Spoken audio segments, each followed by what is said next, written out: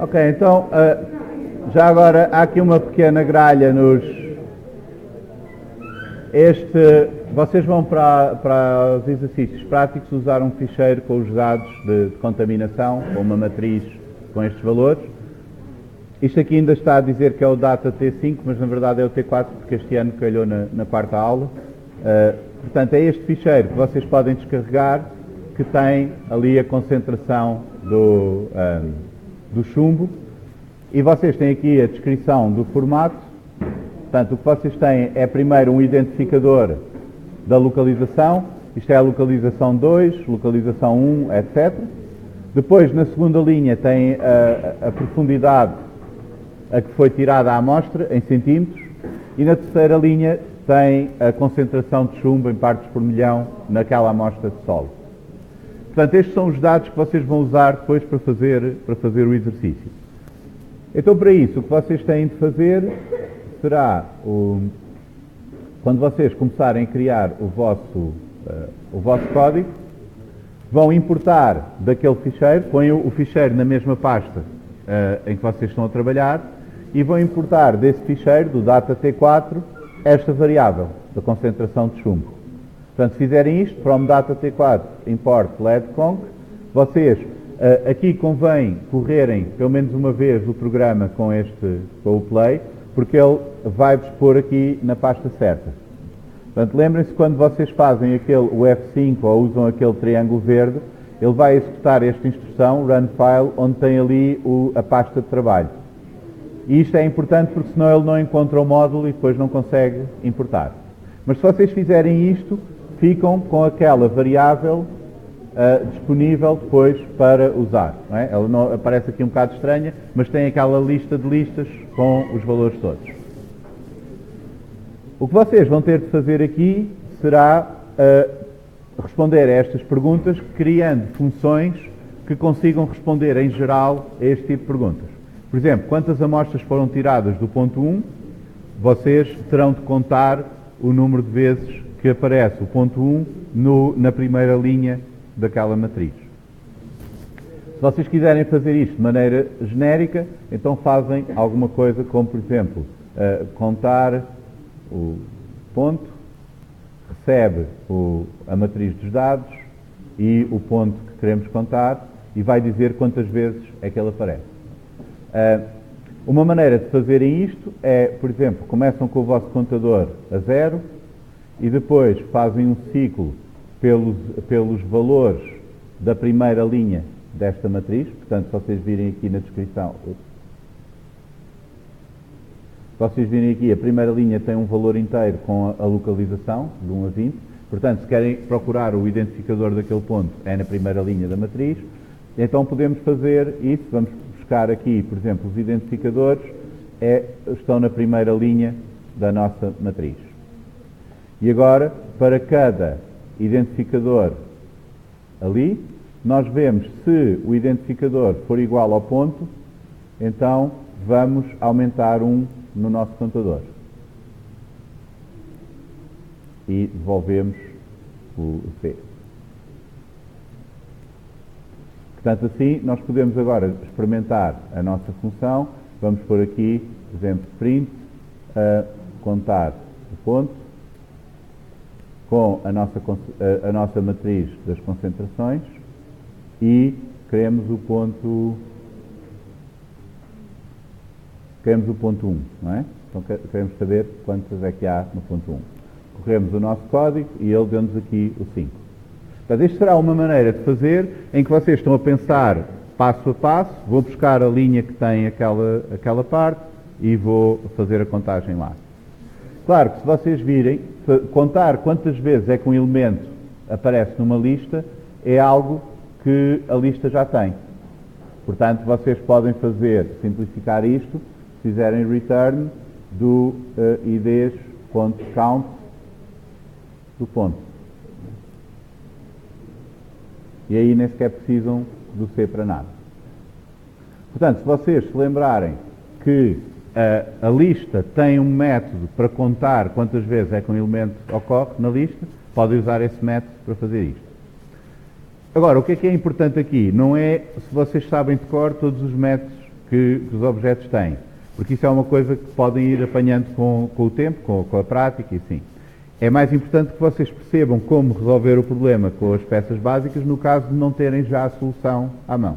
Portanto, isto será a filosofia aqui. Há muitos destes problemas que são triviais de resolver se vocês souberem usar a função certa, ou o NumPy, ou uma coisa assim. Não é? Portanto, na verdade, para contar o ponto ali, bastava fazer a concentração, aquela matriz de concentração, vamos à linha 0 e fazemos a contagem do 1. Se nós fizermos isto, nós obtemos logo o 5. Não é? Portanto, podem fazer desta maneira, mas para fazer isto, vocês têm de saber que existe esse método da contagem, assim. E esse tipo de conhecimento é mais memorização do que compreensão. Enquanto que para fazer o ciclo, fazer a contagem, etc., esse é mais perceber como é que vocês podem usar a linguagem para fazer o que vocês querem. Portanto, podem também dedicar algum tempo a aprender estas coisas dos métodos e assim, porque depois facilita-vos o trabalho, mas convém focarem aquela parte fundamental, porque há situações em que têm mesmo vocês de implementar o código. Okay? Depois, vocês têm aqui outros problemas, que é quais foram as amostras tiradas a mais de 90 centímetros, qual foi a concentração média a certas profundidades, etc. E isto vai complicando cada vez mais. Mas, em geral, o que vocês têm de fazer aqui é fazer condições que podem olhar para uma linha da matriz enquanto estão a fazer contas com outras. Eu não vou dar exemplos em concreto para este, mas vamos ver um problema genérico de calcular, por exemplo, o máximo de um valor. Vamos começar com um exemplo simples em que queremos calcular o máximo de um conjunto de distâncias, por exemplo. Temos aqui as distâncias porque nós sabemos que as distâncias nunca são inferiores a 0 e a ideia, o algoritmo para calcular o máximo será começar com um valor baixo e sempre que encontramos um valor mais alto, vamos subindo este, até que ele tenha o mais alto de todos. Se nós sabemos que as distâncias nunca podem ser abaixo de 0, nós sabemos que o 0 nunca será superior a todas as distâncias que nos deram. Então podemos começar com o máximo da distância, ou o máximo até agora, a 0, e agora, para cada distância, nas distâncias todas, se a distância que encontrarmos for maior que o máximo que temos até este momento, alteramos o valor do máximo. E agora devolvemos o maxT. Já agora, porque é que eu vim aqui para trás com o return, em vez de fazer o return aqui ou aqui? Percebem a diferença? Se o return estiver aqui, é feito a primeira vez que o if der verdadeiro. E então sai logo da função. Se estiver aqui, é feito na primeira iteração do ciclo. Tem de estar aqui para o return ser executado só depois do ciclo acabar, que é o que nós queremos, que é no fim do ciclo, devolver. Então agora podemos experimentar, vou correr isto, e posso experimentar fazer, não é aqui, vou chamar a função maxDist para ver o que é que acontece com aqueles valores que eu tenho ali no valve. Notem que eu corri o script todo, portanto estas variáveis também estão definidas aqui. E até posso pôr aqui o meu teste. Portanto, vamos fazer o print dos valores e o print do maxDist dos valores. Portanto, se eu fizer isto, ele dá-me aqui o valor máximo.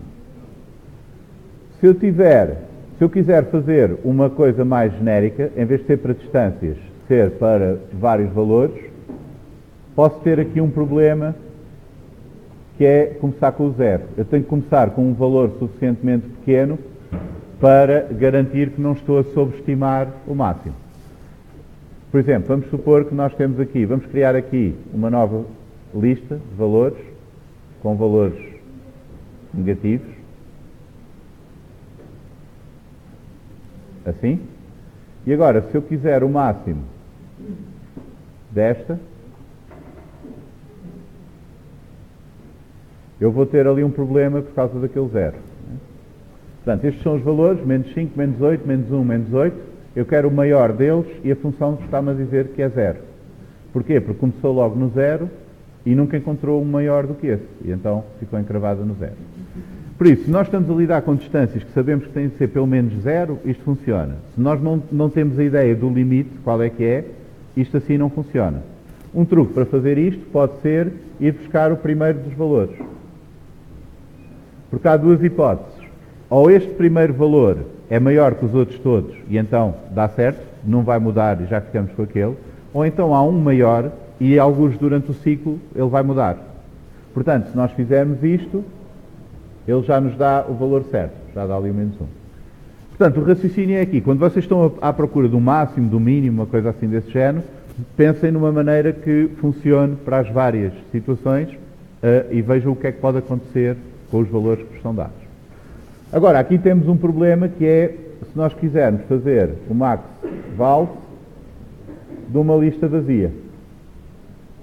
E aí o nosso programa dá um erro, porque nós vamos buscar o primeiro elemento da lista e ele não existe. E isto pode acontecer se nós tivermos também outra situação, que é, vamos supor que nós queremos implementar aqui o preço certo. Não sei bem como é que isto funciona, mas isto são há várias pessoas que adivinham o preço, não é? E há um preço que é o certo. E ganha aquela pessoa que der o preço mais alto, mas que não ultrapasse o preço certo, não é? Não sei se é bem essa a regra, mas pelo menos para este jogo é. Portanto, tem de adivinhar o preço o mais próximo possível, mas sem ultrapassar. Se ultrapassar, não conta. Portanto, quando nós vamos ver isto, queremos ver qual é o valor mais alto que não ultrapassa aquele preço. Temos dois problemas. Um deles é nós não podemos assumir um valor qualquer. Pode haver alguém, se todos quiserem chatear o nosso programa, podem-se pôr a dar valores negativos ou assim, porque até pode ser o preço do lixo radioativo ou assim. Esse será negativo porque nós temos de pagar para alguém ficar com ele, não é? Portanto, não podemos começar com o zero.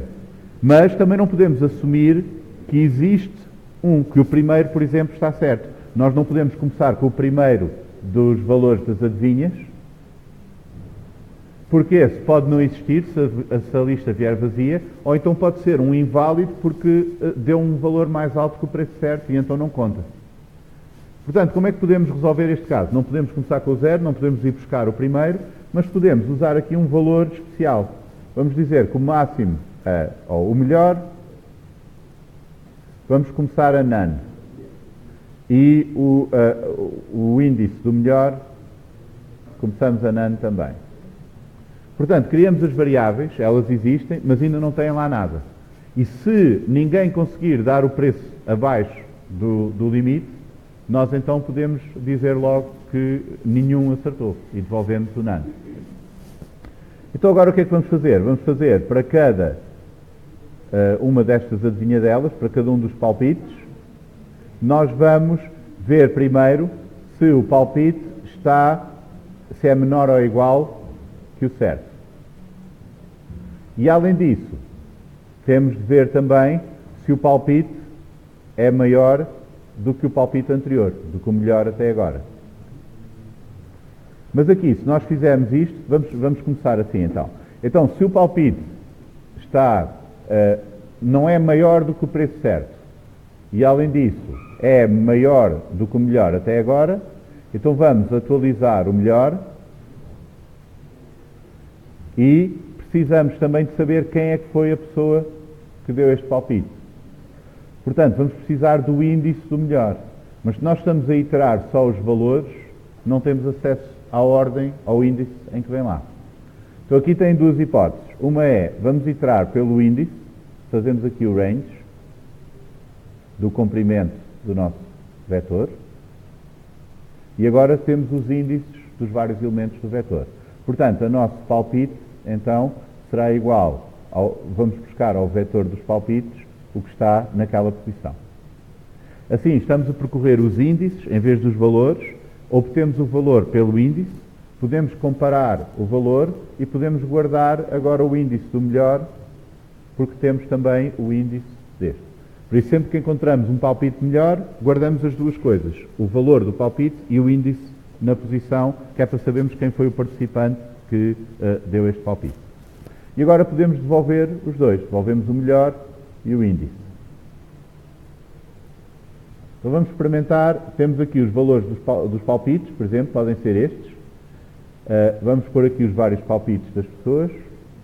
E agora vamos fazer aqui a chamada a esta função do preço certo, com os valores dos palpites e o preço certo, que pode ser, por exemplo, 75 euros. Portanto, o preço certo daquele prémio era 75 euros e estes foram os palpites das várias pessoas. E agora vamos ver que temos aqui um problema.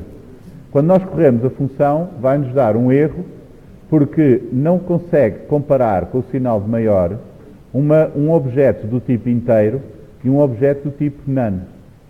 Ora, o que é que isto quer dizer? Isto é neste if, e ele está a comparar um inteiro com um none. Porquê é que ele está a comparar um inteiro com um none? Porque o palpite é um inteiro. Mas o melhor até agora, nós tínhamos o none porque ainda não sabíamos o que é que havíamos de pôr lá. Portanto, temos de pensar agora melhor nisto. Não basta comparar com o melhor, porque inicialmente o melhor está a none e o Python não consegue fazer a comparação entre um inteiro e um nada. Então vamos fazer aqui uma disjunção.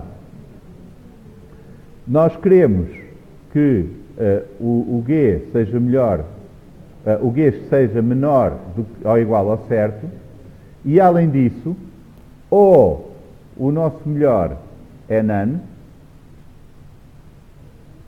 Portanto, ainda não tem nada. Se ainda não tem nada, esse é o primeiro palpite válido, vamos pôr lá. Ou então, o palpite é melhor do que o melhor até agora. E assim, já a nossa função funciona. Estão a ver? Os palpites foram do 20 até ao 80, mas o 80 não contou, porque o preço certo é 75, aquele saiu fora. E a função devolveu-nos não só o valor do melhor estimativa, mas também o índice da pessoa que deu a melhor estimativa, que é o índice 3, é o quarto aqui da lista. Agora, aqui um detalhe importante. Isto funciona se fizermos assim, não funciona se fizermos assim. Se fizermos G maior do que melhor, ou melhor is none. Se nós fizermos isto, ele vai se queixar outra vez desta comparação. E isto é um detalhe que é importante lembrarem-se quando estão a fazer conjunção de várias condições, que é o interpretador vai curto-circuitar a combinação quando já sabe o valor de verdade. Portanto, se estão a fazer um AND, assim que ele descobre um falso, já não vai fazer o resto, porque não vale a pena. Falso e qualquer coisa já vai dar falso, portanto ele não precisa de ir ver o que é que vem ali. Se estão a fazer um OR, ele só para quando encontra um verdadeiro. Portanto, se o primeiro for falso, ele vai tentar testar o outro também. E isso é o que acontece aqui. Se nós fizermos isto ao contrário, assim, primeiro testa isto, e se este for verdade, ele já não vai tentar fazer esta comparação. O que é bom, porque se o melhor for none, nós não queremos que ele tente ver se é menor ou maior do que o melhor até agora, ou do que aquele palpite, porque isso vai dar erro. Só se a primeira for falsa, é que ele vai tentar fazer o segundo. Mas se trocarem a ordem, a primeira coisa que ele faz é tentar comparar, ver qual é o maior, e isso vai dar chatice, porque se está a none, ele não consegue fazer. Okay? Portanto, há aqui um pequeno detalhe. Vocês lembrem-se sempre de ler o que é que está na mensagem de erro, isso é importante para perceber o que é que está a dar erro, e depois lembrem-se da ordem das comparações, porque há casos em que nós não queremos que ele faça a comparação, e é por isso que pomos ali o OR. Em caso de dúvida, podem sempre partir o if em vários ifs. Podem pôr vários ifs para fazer os vários casos diferentes, ou podem pôr um if dentro do outro if para fazer uma conjunção, assim. Então agora vamos ver um exemplo um pouco diferente, que era de uns dados que tínhamos aqui do ano passado, do trabalho. Nós temos aqui neste módulo uma lista das cidades. Portanto, isto só para rever a parte das tabelas, das listas de listas e assim. E aqui temos uma matriz com as distâncias em quilómetros entre os pares de cidades. Portanto, isto são as capitais da Europa, temos as distâncias entre todas. Vamos supor que nós temos um carro elétrico e que dá só um número limitado de quilómetros e nós queremos saber entre que cidades é que podemos viajar com esse carro sem ter de parar para reabastecer no meio. Portanto, vamos criar uma função que nos vai dizer quais são os pares de cidades em que nós podemos viajar com aquele carro elétrico. Para isso, vamos importar aqui, do módulo Europa, vamos importar as cidades e as distâncias. Portanto, cities é esta lista com os nomes e as distâncias será a matriz com as distâncias em quilómetros, todos com todos. Portanto, uma lista de listas.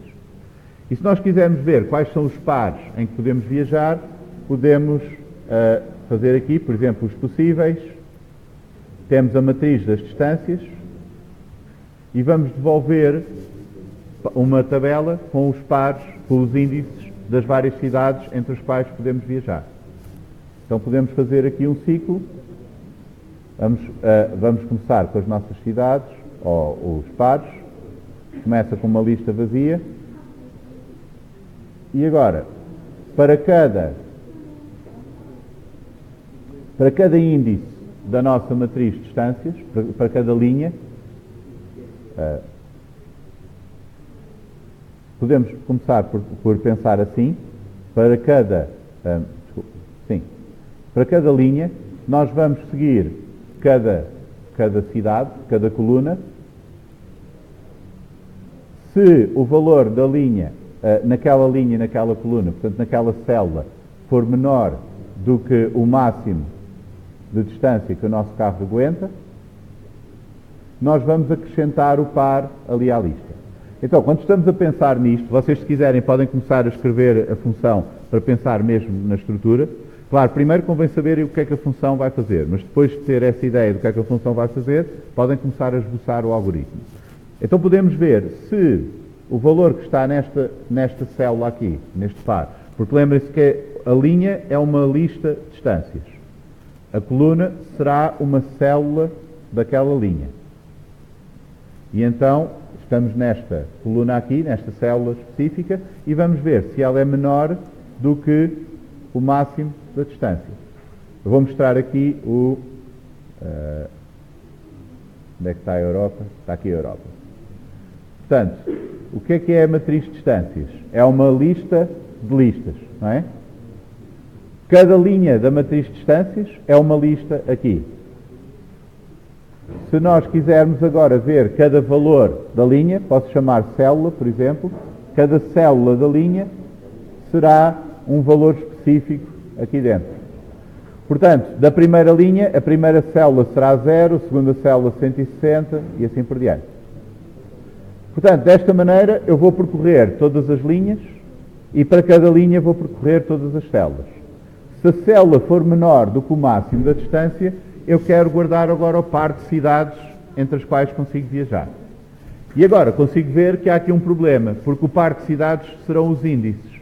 É a primeira cidade, a segunda cidade, etc. E eu estou só a olhar para os valores, não estou a olhar para os índices. Então o que é que eu posso fazer? Em vez de percorrer as linhas da matriz, vou percorrer os índices das linhas, usando aqui a função range. O comprimento da matriz distances é o número de linhas que ela tem, porque é o número de elementos que está nessa lista. Se eu percorrer o range desse comprimento, vou à linha de índice 0, linha de índice 1 e assim por diante. Então esse será o índice da linha. E agora posso ir buscar a linha àquela matriz de distâncias desta maneira. Portanto, quero o elemento com este índice. E agora posso fazer o mesmo aqui. Para cada índice da célula no range do comprimento da linha, portanto, quero iterar sobre os índices de todos os elementos daquela linha, eu agora tenho o índice de cada célula na linha. Portanto, posso perguntar se nesta linha a célula com este índice é menor do que o máximo, ou menor ou igual que o máximo de distância que eu consigo percorrer com o meu carro, então eu vou acrescentar aos pairs o índice da linha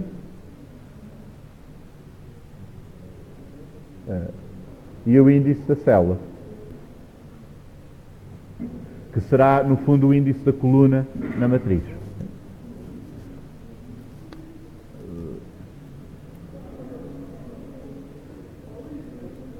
Pronto, e agora posso devolver return to pairs. Portanto, vamos experimentar isto. Vamos fazer o print dos possíveis com as distâncias e uma distância máxima, por exemplo, de 400 km, que é o que o meu carro dá. Se eu fizer isto, tenho aqui esta lista de listas com os índices das várias cidades posso percorrer, posso viajar de uma para a outra com o meu carro. Se nós olharmos para aqui, vamos vendo aqui o princípio, temos um problema que é, está-me a dizer que eu posso ir da cidade 0 à cidade 0, por exemplo, e da cidade 1 à cidade 1 e assim por diante. Isto é verdade porque a distância de cada cidade a si própria é 0 e é menos do que o que eu posso andar com o carro. Mas não é muito interessante ter esta informação. Portanto, nós podemos fazer aqui a mesma coisa. Se a distância for menor do que o máximo que o carro permite e o que está lá for maior do que 0. Portanto, aqui podemos eliminar os zeros. Portanto, podemos agora correr e já eliminamos aquela de cada cidade consigo própria, já não nos aparece. Portanto, aparece 0 com 1, 0 com 6, não aparece o 0 com 0.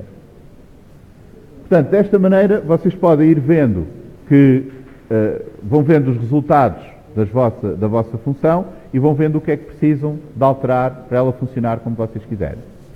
Se quisermos, podemos imprimir também os nomes das cidades correspondentes aqui a este par. Por exemplo, vamos fazer aqui, vamos obter aqui os pares, e agora, para cada par destes pares, nós podemos fazer o print das cidades de índice do par 0, portanto, a primeira delas, seguida das cidades a outra do par. Portanto, par 0 e par 1 são as duas cidades do par, cities par 0 e cities par 1 é daquela lista das strings, os nomes das cidades. Portanto, correndo isto, vocês veem que temos aqui os pares das cidades que nós podemos percorrer com o nosso automóvel. Há aqui outro problema que é, temos por exemplo Zurique para Munique, mas se nós viermos aqui atrás a Munique, temos Munique para Zurique também. Isto é um bocado redundante, porque se sabemos que podemos ir de Munique para Zurique, também sabemos que podemos voltar. Então podemos alterar aqui. Nós vamos fazer os índices percorrerem desde o 0, não até à última cidade, mas até à penúltima.